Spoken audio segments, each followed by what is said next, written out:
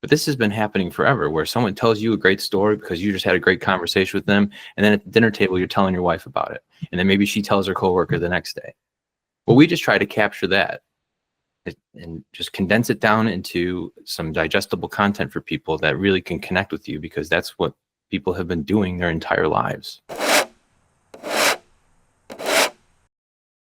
Hello, and welcome to Sidewalk Talk.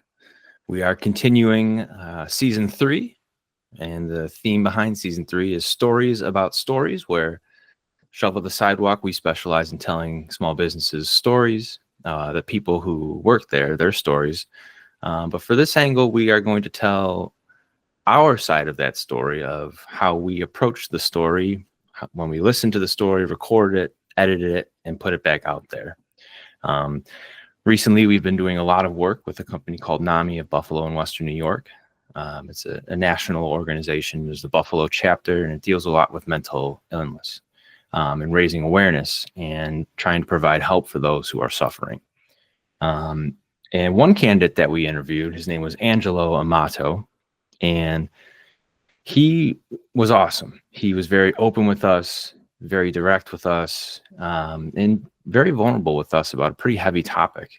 And it really connected with us. And I think that he really showed people how telling your story can be therapeutic to some of these members, where they say after we've done the story, that was helpful for me. And even Jeff, the executive director that we work with, says that even at their meetings where we're not a part of, people share their stories and they feel better about it.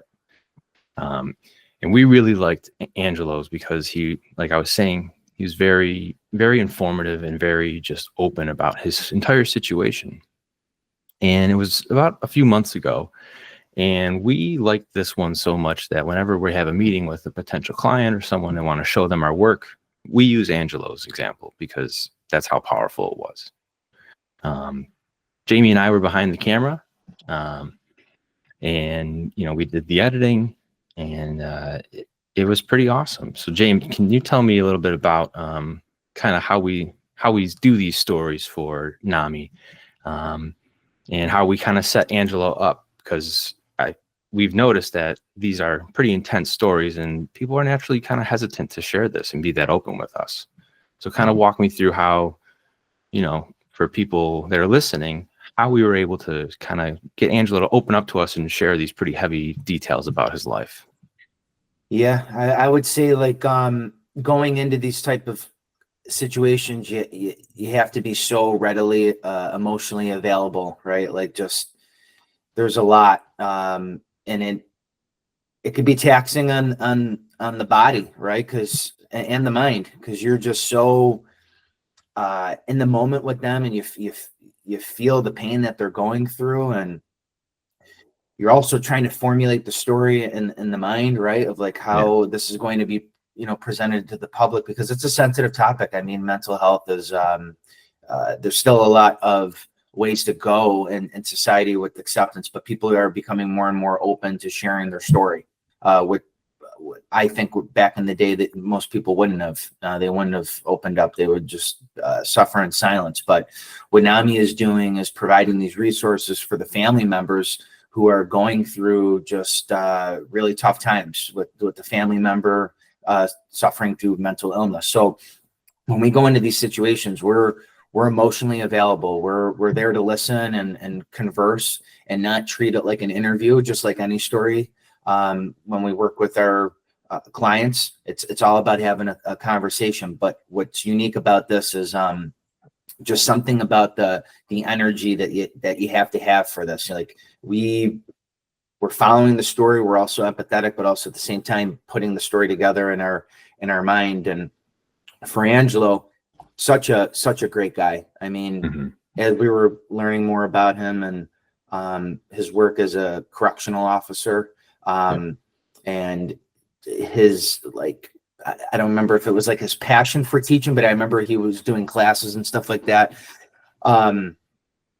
He went through a lot, with this son, and nothing but respect for him for sharing and opening up, because ultimately when we're talking to people, whether they're board members at NAMI or, members, they go through a lot, and it's meant to help other people, when they share their story.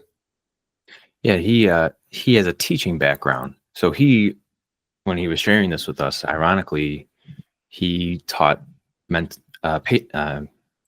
inmates mental health, like coping ways to cope with their mental health issues. And he says how it came full circle when his son started to experience mental health issues. And it was a moment of where you could see him get pretty vulnerable, because it was that full circle moment where, he was working with all this, and there's a lot of the idea of, well, it would never happen to me.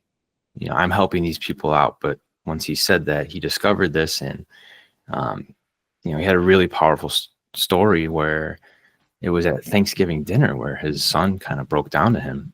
And this was probably about maybe 30 minutes into recording is when we started to get that out of him. And you really started to connect the lines and the dots of how his story is so powerful, because he was working in mental health, he had experience with it, but then it hits home and he has to deal with it every day at home as well as at work.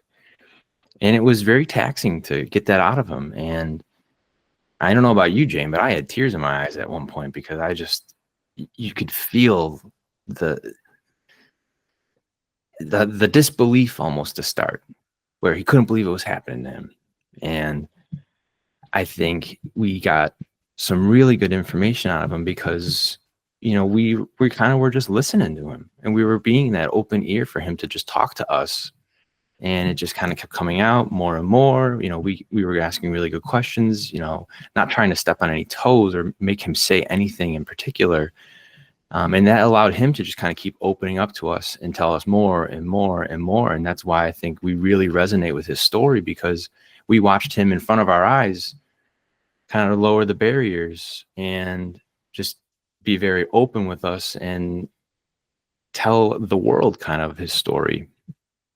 And I think it was really, really powerful and commendable that he was able to be so open with us, knowing that this is going to be on the website. I mean, we put his story on the website. He was so good that we have 4 separate clips, 3 of them which are on the website, because he's a family support group facilitator. He's on that page. He's on the volunteerism page. He's on the where to begin, because that's where he talked about is that a lot of times people don't even know where to start.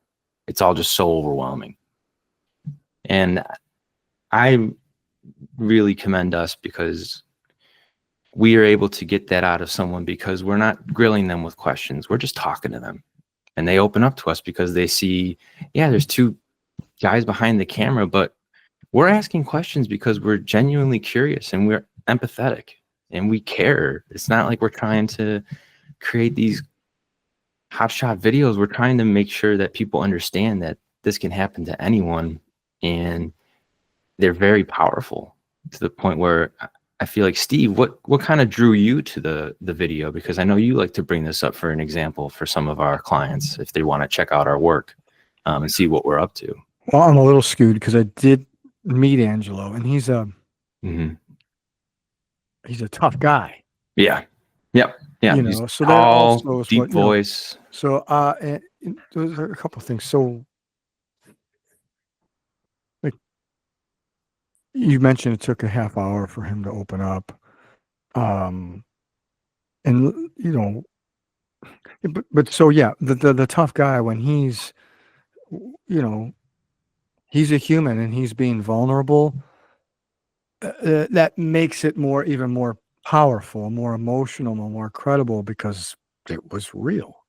I mean, he was just being himself, and you guys were having a conversation, and it took a little bit of time. It's not a lot of time when you think about it, but it took a little bit of time for him to trust you guys. And I think he realized, this isn't an interview, just having a conversation with these guys. And ultimately, he also knew twofold.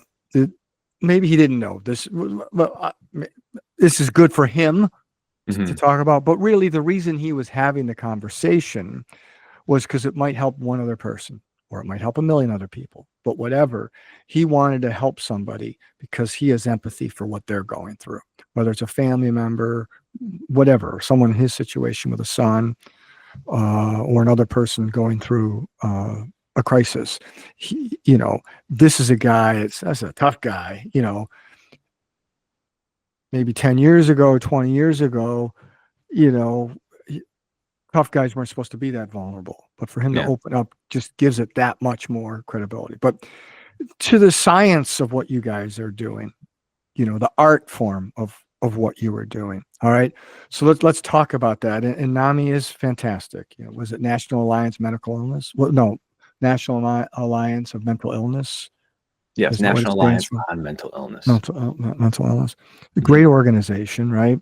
Mhm. Doing great work. They're all over the country, and Buffalo and Western New York region is the one we're doing those videos for, and it's wonderful. And they recognize the importance of something we talk about all the time, whether it has to do with mental health or you're selling sandwiches. It is about telling a story. Now, their stories, we talk about utilizing the videos, but the audio of the video is the most important, utilizing audio to connect emotionally. Well, their subject is pretty emotional, so that's not too hard to do. It's a Yeah. very emotional subject. And obviously you guys approached it the right way for Angelo to open up. Jeff, you mentioned him, the director, he gets it. He understands the power of stories and the importance it is to go ahead and tell them, but let's just say that you guys we're going to write a magazine article. All Yeah. right. I think you mentioned it, Jamie. People are hesitant to tell their story. I don't know if that's true. What I have found is people are hesitant to tell their story if there's a microphone in their face or a camera there, right? And it's an art form to get them to forget about that camera and forget about that microphone. But if we were just sitting down to tell their story and to write the notes, I think Mhm. a lot more people would be willing to share their story. But people get stage fright when you're going to record it. So you got to figure out a way to get them to forget that you're recording or understand that it is harmless and we're here to help. Okay, so that's just the way it is. People get, I'm getting nervous. But what you guys were able to do is help him feel comfortable, help him forget about the microphone and the camera, and you do it with a setting and the style, the way you're doing it. And by just having a conversation, we've talked about this many times. You don't talk about we're recording now. You just do it. You just record. We just remember we were at Copeland last week and we had Ed very nervous about recording, right? Mhm. He was nervous about recording, but he's great to talk to in person, right?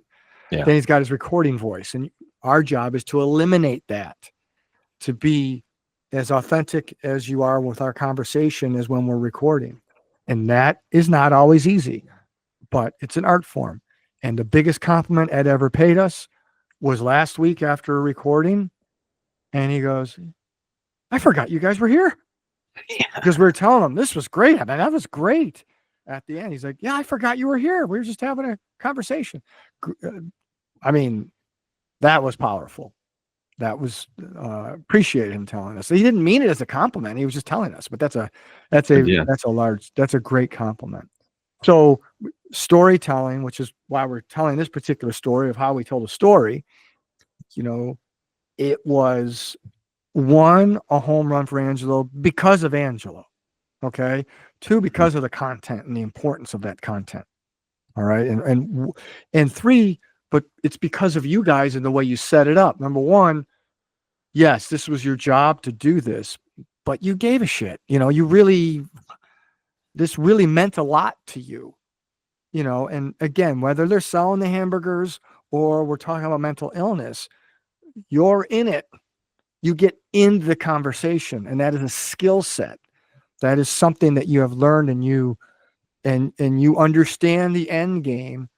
But in the end, if you're good people, which you're good people, then you want it to be real. You just having a conversation. Yeah. Now you have to set the stage and try to get them to forget everything is there. That's part of your acting job of trying to get them. But once you're talking, you're just having a conversation. And then you're able to pull that. And Angelo's story is powerful, whether it's the written word or the spoken word, right?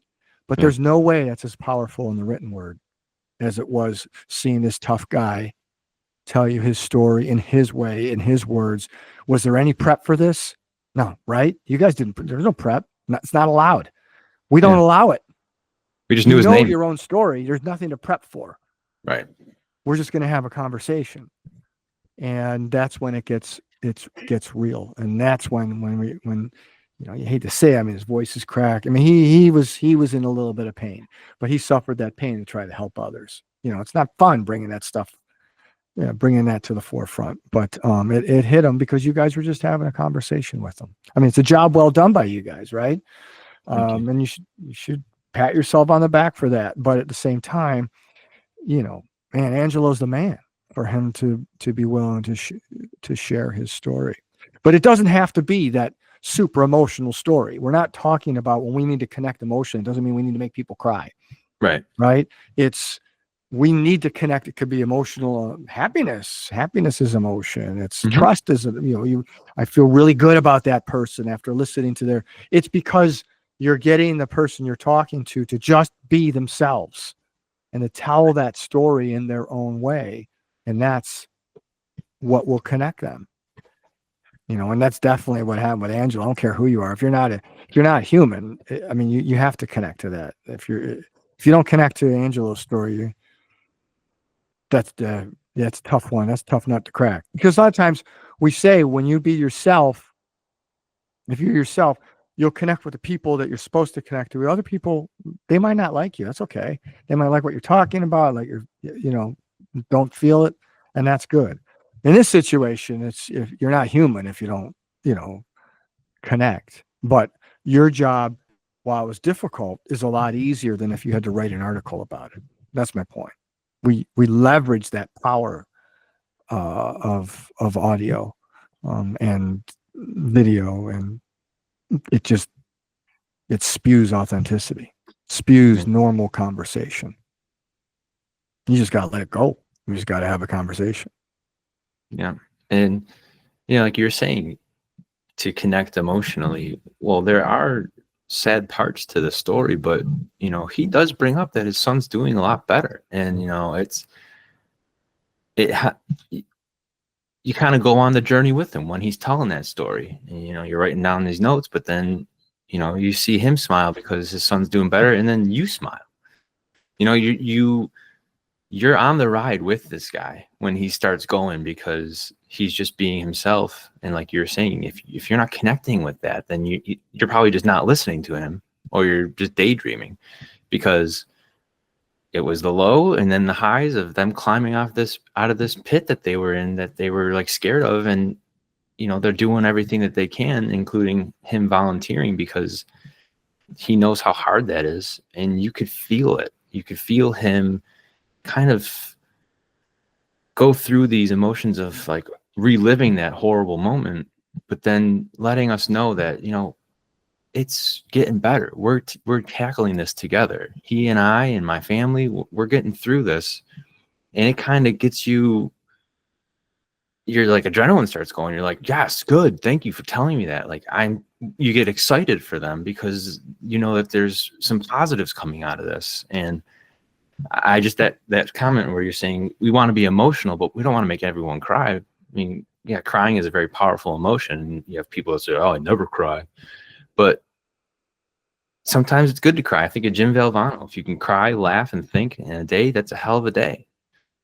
So I think it's really powerful when you can get multiple emotions out of someone. And, if there is an example of someone who is really struggling, and you ask the questions and stuff to kind of bring them up. Be like, hey, so how is he doing now?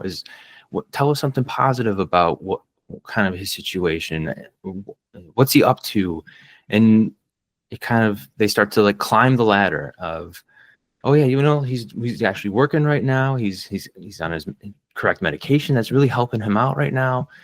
He's living with his girlfriend, and it's this really interesting ride that you go on with these guys when they're willing to open up to you. And I think that just connects to the user so much. It's like a Pixar movie where it's happy, and then they have this emotional moment where you're like, oh my gosh, but then it climbs up, and it's those why they're so memorable. It's because they work on connecting with people and their emotions. They're funny, they're sad, they're happy. I think it's just a really interesting and powerful way to kind of tell a story and connect with the people who are listening to the story. And I think his video is amazing with that. So you brought up something, Tim, that I love the line. So if we're going to use this, or we're telling the story of a story, part of the idea here is to help people who want to try to tell their own stories. How do they get that done? The line that I love is, you said you got to go on the ride with them, up and down, whatever it is. And so what we need to make sure, if you're working on your story, you have somebody with you that you can have a conversation with. In this situation, I mean, that's what we do. Mm-hmm. But if you're doing it yourself, have somebody have a conversation with you. And if you're not the subject, and when they call it the interview, not because we don't believe in interviewing. If you're having the conversation, you're the person behind the camera or the microphone. It's to go on the ride with them. So it's a paradigm. In other words, and you mentioned it. So what I mean, what you were saying, what you meant by that is because you're in it. You're having that conversation. You're not thinking about other things. You're living the story with them, and you're going on the ride. And here's the mistake that can be made, especially if it's an emotional ride. Again, whether it's negative or positive, is, okay, my next question is, you're looking at your notes, and that's not going on the ride. You want to try to have a conversation. Now, we do talk about having notes, but maybe it's subjects. So once that particular ride is over, that subject is over, like, all right, we're done with that. Because you just go wherever it's going, wherever the conversation's going. Now you could probably go back to a note and say, oh, what about the subject of this? And you can go and talk about that particular subject. But you don't want to have a list of questions, and this, you need to be engaged. You need to be having the conversation with the person like you normally would, because if you were talking to them in person, you wouldn't have a list of questions. Well, I'm going to ask you this. That's not the way it goes down. So the science or the art behind it is what you said. Go on the ride with the person. It's up and down. It's a great line. I'm going to use it. It's great. Yeah, it's not, when we are doing our videos, it's not interviewer and interviewee. It's just person A and person B. Like, that's all it is. It's, we're talking. And, when you have like a really good conversation with someone in real life, you can go on and tell like a story that they told you because it resonates with you. Well, that's our goal, is when we talk to someone and they're just telling about their life, what our goal is here, kind of what the topic's about. Usually you just come away with really positive stories about the person, and you connect, and then you start telling that story to someone else. We just put it on film, but this has been happening forever, where someone tells you a great story because you just had a great conversation with them, and then at the dinner table, you're telling your wife about it, and then maybe she tells her coworker the next day. Well, we just try to capture that and just condense it down into some digestible content for people that really can connect with you, because that's what people have been doing their entire lives.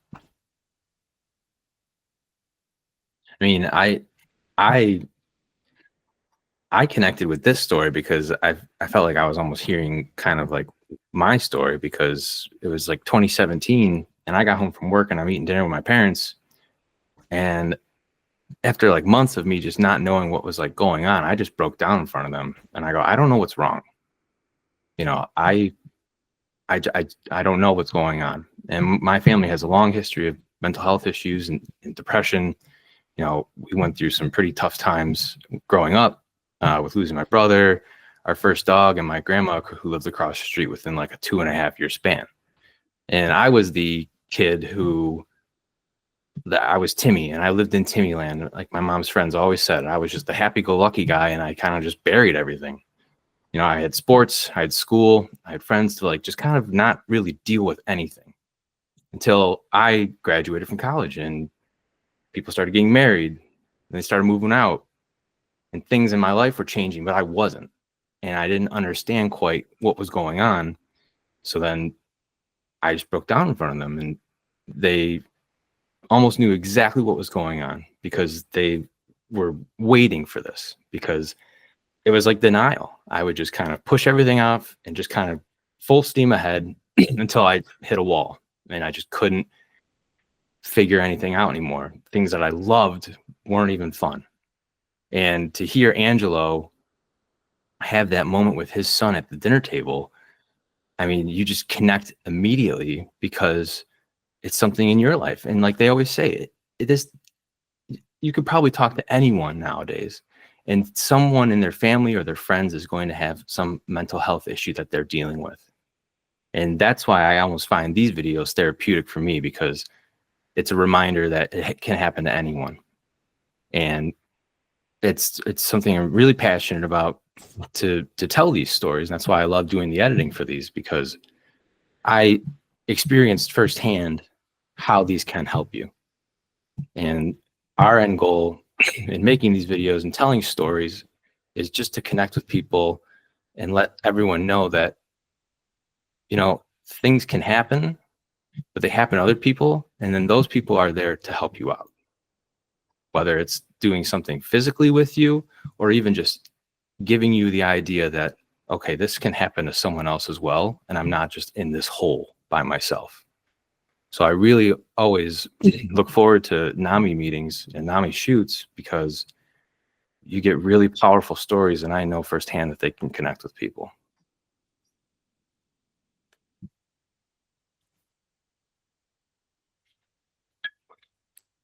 So,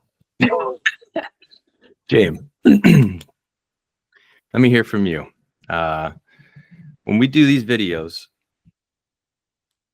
what's kind of a way that, like, we go on the ride, what's a way that you found a way to actively listen and then get more out of someone? Because you're really good at hearing someone and then knowing where to take that next step in the conversation, where it's not an interview question. It's, hey, this makes sense to go this direction now.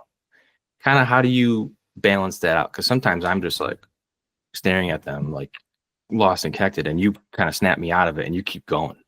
So talk to me a little bit about that. Really good question. I'm looking for links. So not only am I actively listening and trying to put myself in the position of what they're going through. If I'm building out the story in my head, I'm looking for a link to now go somewhere else. Whether and here's the thing about stories: you can do it in chronological order. You can go back and forth, right? Mm-hmm. You know, and when we're taking notes and we're thinking, we might not have understood where a certain link had happened in time. Like, okay, can you walk me through at that specific moment where XYZ happened again? And I'm looking for things to be more clear, because really I'm listening to understand. I'm not listening to respond. I want to make sure I completely get where things are going, because sometimes where I get a little messed up is like dates. So like, when somebody starts off with a date and then I'm trying to figure out, okay, where are we at now in time? That's one of the links that I look for. If I don't know a clear, okay, was this last summer, or are you talking about this one? And then I'll go back in time to try to better understand where certain things had happened. Because as you mentioned before, the ride, right? The highs and the lows. I want to know where it started and where we're at now. And sometimes it doesn't happen in a chronological order. We're all over the place. So it's you know, it's not just one thing. I'm just looking for links.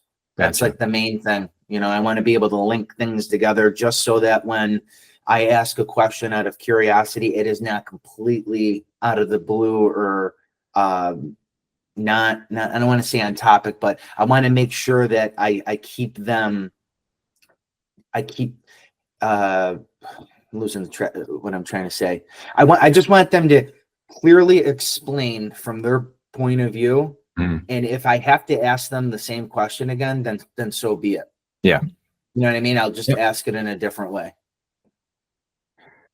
Yeah, it's, I don't know, since we're talking about going on this ride, it's almost like, okay, that loop-de-loop was really fun. Let's go back on the ride and go back through that so we can get like a really good understanding of it. Yep. That's good stuff. I really like the line, you know, you're listening to understand, not just listening to respond, because Yeah. that's the absolute difference between an interview and a conversation. Definitely. Yeah, I mean, that's why I said from the very beginning, it requires a lot of energy, these types of conversations, Mhm. not only for our guest, but for us. Yeah. You got to be well rested and ready to exert brain power, because it is emotional. If it wasn't, if these stories weren't emotional and they were just factual, then they would just be boring and there's no interest. But when you're interested in something and you want to follow through, you're still using your brain. You know? Yeah. I think about it like this: like if you were into a TV show, and I haven't really watched much TV as of late, but let's say you're in to a TV show and you're trying to follow the character development and where they're going with the show, you're not gonna want to watch that type of show before sleep, because you fall asleep, you lose certain points in the episodes, and you're gonna want to watch that on a weekend or somewhere where you're more alert so you can obtain the information. Yeah. Same thing goes for this sort of, you know, ways about storytelling, where we gotta be like in it, you know, you gotta have the energy, and be ready to use energy, you know. It's active listening for a reason. You're actively using your brain. Yeah, it's good stuff. All right. Well, as you guys know, I really like telling these stories. I think that they're powerful, and you know, once you make them and you put these out there, it's meaningful work. It's work that you can be proud of, because not only do we think it looks good, but we know that by putting this out there, someone is being bettered because of it. And it's hard to kind of put a price on that when you know what you're doing is helping people. And it's just a feeling that you can't really put a price on, like I was saying, because it's just a very, very rewarding experience that I look forward to doing all the time. So that's our story about telling Angelo's story today for Sidewalk Talk. I want to thank you very much for listening, and I look forward to talking to you next time.